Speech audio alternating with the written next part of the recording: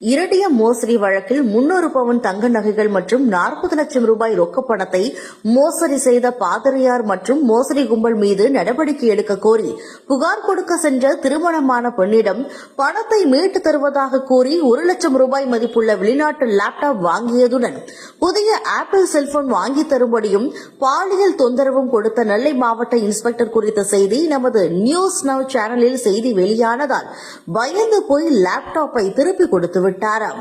இவரது லீலைகள் குறித்து விசாரணை செய்த போது கிடைத்த அதிர்ச்சி தகவலால் உடனடியாக சிபிசிஐடி பிரிவில் இருந்தே டிரான்ஸ்பர் செய்யும்படி எஸ்பி அதிரடி உத்தரவு பிறப்பித்துள்ளாராம். நெல்லை மாவட்டம் வள்ளியூரைச் சேர்ந்த ஓய்வு பெற்ற பெண் தலைமை ஆசிரியை அப்பகுதியில் உள்ள சர்ச்சிற்கு தினமும் சென்று வருவது வழக்கம். சர்ச் பாதிரியார் நன்கு பழக்கமான நிலையில் தனக்கு தெரிந்த நெல்லையைச் சேர்ந்த நபர் இரடியம் வியாபாரம் மூலம் பல ஆயிரம் கோடி ரூபாய் பணம் பெற்றுள்ளார். இவரது பணத்தை ரிசர்வ் வங்கியில் இருந்தும் மத்திய நிதித்துறை உள்ளிட்ட பல்வேறு துறைகளிலும் அனுமதி பெறவும் பணம் தேவைப்படுகிறது. 1 லட்சம் ரூபாய் பணம் கொடுத்தால் அதற்கு பதிலாக 1 கோடி ரூபாய் பணம் சில மாதங்களில் திருப்பி தந்து விடுவார்கள் என தெரிவித்துள்ளார். ஓய்வு பெற்ற தலைமை ஆசிரியை அரசு பணியில் இருந்து ஓய்வு பெற்ற போது கிடைத்த 40 லட்சம் ரூபாய் ரொக்க பணத்துடன் திருமணமான தனது மகள் மற்றும் தனது நகைகள் என கிட்டத்தட்ட 300 சவரன் தங்க நகைகளையும் வள்ளியூரில் உள்ள முத்தூட் வங்கியில் அடமானம் வைத்து கோடி கணக்கில் கொடுத்துள்ளார். இந்த நிலையில்தான் இரடியம் தொழிலில் முதலீடு செய்தால் பல கோடி கிடைக்கும் என நம்ப வைத்து மோசடி செய்வதாக தமிழகம் முழுவதும் ஏராளமானவர்கள் போலீசில் புகார் கொடுத்தனர். வெளிநாடு தொடர்பான வழக்குகள் என்பதால் இந்த வழக்கை சிபிசிஐடி போலீசார் விசாரிக்க டிஜிபி உத்தரவிட்டார். இதன் பேரில் சிபிசிஐடி போலீசார் தமிழகம் முழுவதும் பெறப்பட்ட பல ஆயிரம் புகார்கள் அடிப்படையில் இரடியம் தொழில் மோசடி தொடர்பாக 80க்கும் மேற்பட்ட ஆண்களையும் பெண்களையும் கைது செய்தனர். இவர்கள் அனைவருமே இரடியம் தொழிலில் முதலீடு செய்தால் கோடிக்கணக்கில் பணம் கிடைக்கும் என தமிழகம் முழுவதும் பல்வேறு உயர் அதிகாரிகள், காவல்துறை அதிகாரிகள், ஓய்வு பெற்ற அரசு ஊழியர்கள், தொழில் அதிபர்களிடம் இருந்து பல ஆயிரம் கோடி ரூபாயை வசூலித்து உல்லாச வாழ்க்கை வாழ்ந்து வந்தது தெரியவந்தது. இவர்களது சொத்துக்கள், கார்கள் உள்ளிட்டவைகளை போலீசார் பறிமுதல் செய்தனர். இந்த சம்பவம் குறித்து தகவல் அறிந்த ஓய்வு பெற்ற தலைமை ஆசிரியை தான் பணம் கொடுத்த வள்ளியூர் ஆர்சி சர்ச் பாதிரியாரிடம் சென்று கேட்டபோது தானும் மேற்படி மோசடி நபர்களிடம் லட்சக்கணக்கில் கொடுத்திருப்பதாகவும் சர்ச்சிற்கு வரும் பலரிடம் இருந்தும் கோடிக்கணக்கில் பணம் வாங்கி கொடுத்துள்ளதாகவும் கூறியிருந்தார். தான் கொடுத்த பணத்தை இரடியம் தொழில் செய்வதாக பணம் வசூலித்தவர்களிடம் கேட்டபோது பணம் கிடைத்தால்தான் திருப்பி தர முடியும் என கூறி தன்னையும் ஏமாற்றி வருவதாக தெரிவித்துள்ளார். கிட்டத்தட்ட 3 கோடிக்கு மேல் நகைகளை அடமானம் வைத்து பணம் மற்றும் ஓய்வூதிய பணத்தை பல கோடி கிடைக்கும் என நம்பி ஏமாந்ததை அறிந்த ஓய்வு பெற்ற ஆசிரியை தனக்கு தெரிந்த நபர்கள் மூலம் நெல்லை மாவட்ட ஒருங்கிணைந்த குற்ற புலனாய்வு பிரிவில் பணியாற்றி வந்த இன்ஸ்பெக்டரை சந்தித்து நடந்த சம்பவங்கள் குறித்து தெரிவித்துள்ளார். சிபிசிஐடி பிரிவின் உயர் அதிகாரிகள் பலரும் தனக்கு மிகவும் நெருக்கமானவர்கள். ஏற்கனவே நெல்லை சரகத்தில் பணியாற்றிய உயர் அதிகாரிதான் தற்போது சிபிசிஐடி பிரிவில் உயர் அதிகாரியாக உள்ளார்.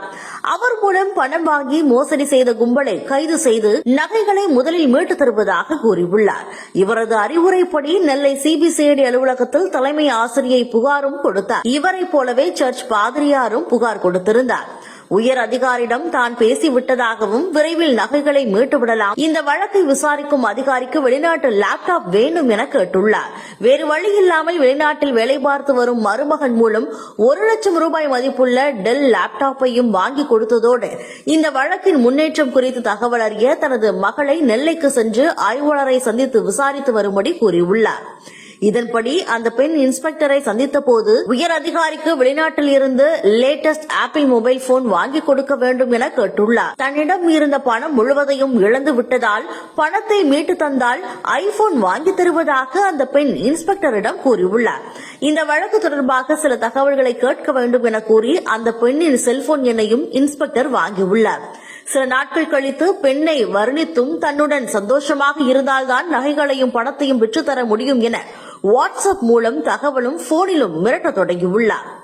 இதனால் பயந்து போன அந்த பெண் தாயாரிடம் கூறி கதறியுள்ளார். இந்த விஷயம் வெளிநாட்டில் உள்ள தனது கணவருக்கு தெரிந்தால் வாழ்க்கையே பறிபோய்விடும் என பெண் கதறி துடித்துள்ளார்.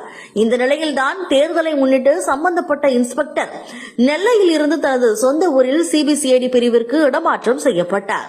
இதனால் அந்த பெண் சற்று நிம்மதியடைந்த நிலையில் இரடியம் வழக்குகளை விசாரிக்கும் பிரிவிற்கே வந்துவிட்டதால் தனக்கு ஒத்துழைத்தால் மட்டுமே பணம் நகைகள் திரும்ப கிடைக்கும் என மீண்டும் மிரட்டி வந்துள்ளார். இந்த நிலையில் நெல்லை சிபிசிஐடி அலுவலகத்திற்கு அந்த பெண் தனது சகோதரனை அழைத்து வந்து வழக்கு குறித்து விசாரித்துவிட்டு திரும்ப செல்லும் போது அலுவலகத்தில் இருந்த பெண் போலீசாரிடம் மேற்படி ஆய்வாளரின் செக்ஸ் மிரட்டல் குறித்து கூறி கண்ணீர் விட்டுள்ளார். இதை கேட்டு அதிர்ச்சி அடைந்த அந்த பெண் போலீஸ் சம்பந்தப்பட்ட இன்ஸ்பெக்டர் நெல்லை சரகத்தில் பணியாற்றி பல்வேறு உயர் அதிகாரிகளின் தனிப்படையில் பணியாற்றியவர்.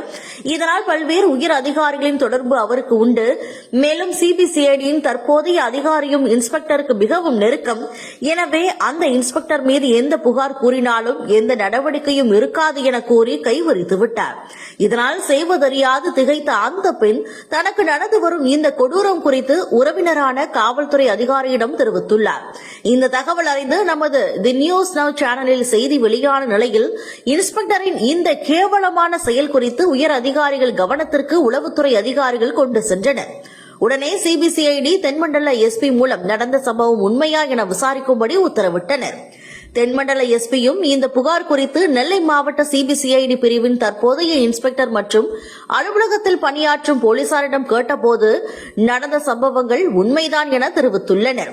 இதனால் அதிர்ச்சியடைந்த எஸ்பி தற்போது தங்கள் துறையிலேயே சொந்த மாவட்டத்தில்தான் அந்த இன்ஸ்பெக்டர் பணியாற்றுவதால் அவரை உடனடியாக இடமாற்றம் செய்யும்படி மேலதிகாரிகளுக்கு பரிந்துரைத்தார். இந்த தகவல் வெளியானதும் பதறிப்போன இன்ஸ்பெக்டர் தான் வாங்கிய லேப்டாப்பை பெண்ணின் சகோதரரை அழைத்து திருப்பிக் கொடுத்ததோடு தன்னை பற்றி எந்த புகாரும் உயர் அதிகாரிகள் விசாரித்தால் கூறக்கூடாது என மிரட்டிவிட்டு சென்றுள்ளாராம். இதனால் பாதிக்கப்பட்ட பெண் மேலும் அச்சத்தில் உள்ளாராம். ஒரு சம்பவத்தில் பாதிக்கப்பட்டால் பொதுமக்கள் உடனடியாக புகார் கொடுக்க செல்வது காவல் நிலையத்திற்கு தான். அந்த காவல் நிலையத்திற்கே பொறுப்பு வகிக்கும் இன்ஸ்பெக்டர் வில்லனாகி போனால் பாதிக்கப்பட்டவர்கள் யாரிடம் புகார் கொடுப்பது? இந்த இன்ஸ்பெக்டர் நெல்லை சரகத்தில் பணியாற்றிய பல எஸ்பிக்கள் டிஐஜிக்களின் தனிப்படையில் பல ஆண்டுகளாக பணியாற்றி மிகவும் நெருக்கமாக இருந்து வருகிறார். இதை பயன்படுத்தி பல்வேறு துறைகளிலும் பல்வேறு வழக்குகளிலும் பல லட்சம் ரூபாய் மாமூல் வாங்கி சொத்துக்களை வாங்கி குவித்து வருகிறாராம். இந்த உயர் அதிகாரியின் செல்வாக்கால் நெல்லை சரகத்தை விட்டு வெளியே வராமல் பல்வேறு முக்கிய பதவிகளிலும் இருந்து வருகிறாராம். உயர் அதிகாரிகள் சொல்வதை கேட்டு செய்து கொடுக்கும் இவரை போன்ற ஆய்வாளர்கள் மற்றும் டிஎஸ்பிக்கள் மட்டுமே நெல்லை சரகத்திற்குள் தொடர்ந்து பணியாற்ற முடியும். இவர்கள் மீது எந்த புகார் வந்தாலும் ஏற்கனவே பணியாற்றிய உயர் அதிகாரிகள் தற்போது மாநில அளவில் பல்வேறு பிரிவுகளிலும் ஐஜிக்கள் கூடுதல் டிஜிபிகளாக பணியாற்றுவதால் அவர்கள் மூலம் தனக்கு எந்த பிரச்சனையும் ஏற்படாமல் பார்த்துக் கொள்வாராம் இந்த இன்ஸ்பெக்டர். தற்போதும் கூட இந்த இன்ஸ்பெக்டரை மாற்றும்படி எஸ்பி உத்தரவு பிறப்பித்தாலும் உயரதிகாரி மூலம் தடுத்து விடுவார். தற்போது பணியாற்றும் பிரிவில் இருந்து வேண்டுமானால் இடமாற்றம் செய்யப்படலாம் என்கின்றனர் துறை உயர் அதிகாரிகள். இவரால் புகார் அளித்த பெண்ணுக்கு தான் எந்த நேரத்திலும் பிரச்சனை ஏற்படலாம் என்ற அச்சம் குடும்பத்தினருக்கு ஏற்பட்டுள்ளது. இதை தடுக்க வேண்டியது உயர் காவல் அதிகாரிகளின் பொறுப்பு.